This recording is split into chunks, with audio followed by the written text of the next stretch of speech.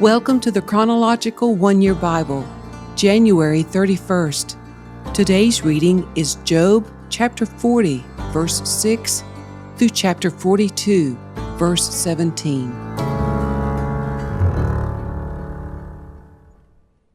Then the Lord answered Job from the whirlwind.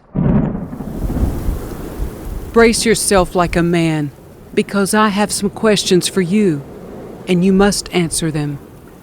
Will you discredit my justice and condemn me just to prove you are right? Are you as strong as God? Can you thunder with a voice like His? All right, put on your glory and splendor, your honor and majesty. Give vent to your anger. Let it overflow against the proud. Humiliate the proud with a glance. Walk on the wicked where they stand. Bury them in the dust. Imprison them in the world of the dead. Then even I would praise you, for your own strength would save you. Take a look at Behemoth, which I made, just as I made you. It eats grass like an ox. See its powerful loins and the muscles of its belly. Its tail is as strong as a cedar. The sinews of its thighs are knit tightly together. Its bones are tubes of bronze. Its limbs are bars of iron. It is a prime example of God's handiwork, and only its Creator can threaten it. The mountains offer it their best food, where all the wild animals play. It lies under the lotus plants, hidden by the reeds in the marsh. The lotus plants give it shade among the willows beside the stream. It is not disturbed by the raging river, not concerned when the swelling Jordan rushes around it.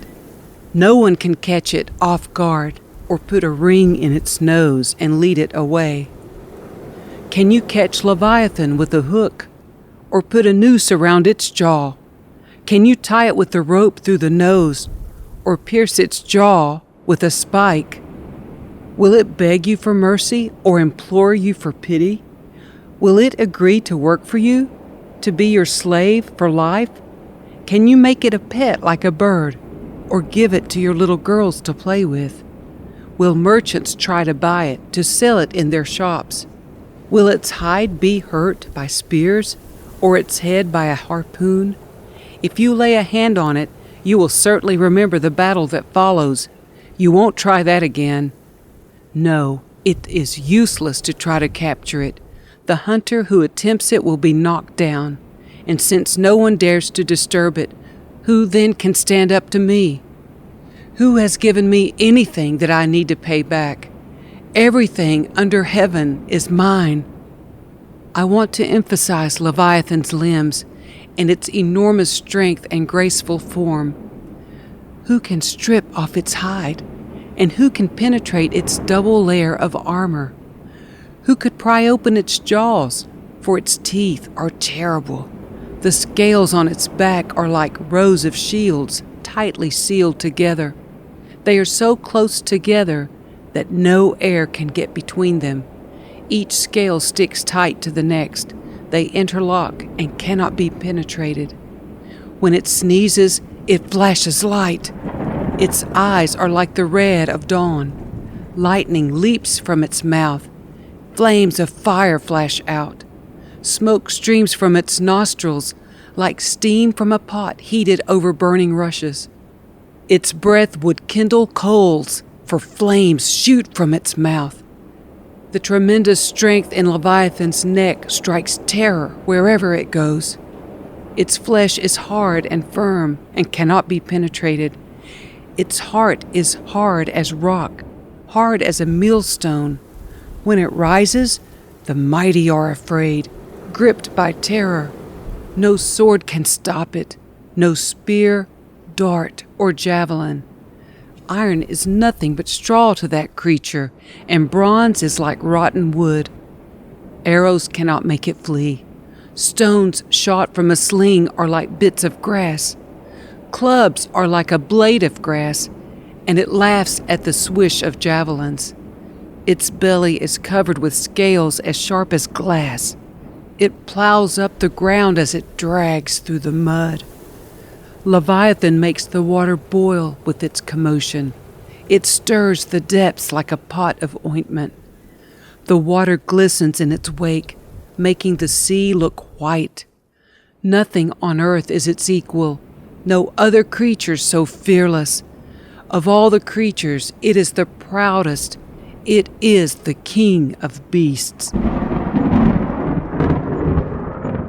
Then Job replied to the Lord, I know that you can do anything, and no one can stop you. You ask, who is this that questions my wisdom with such ignorance?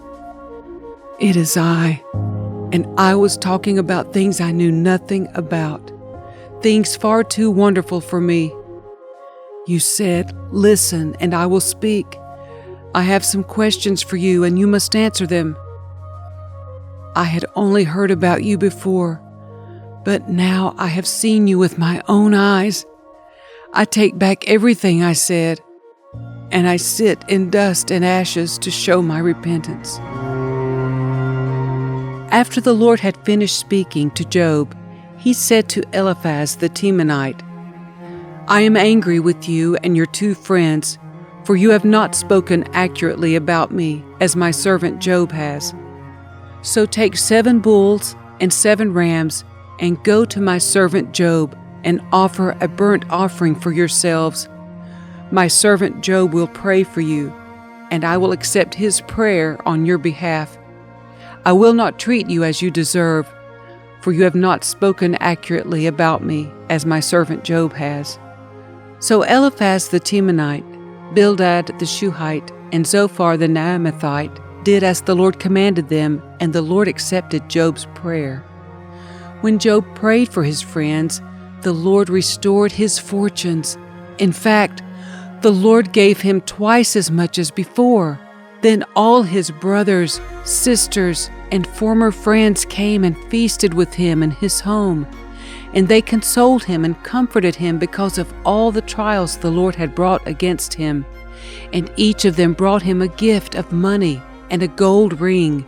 So the Lord blessed Job in the second half of his life even more than in the beginning.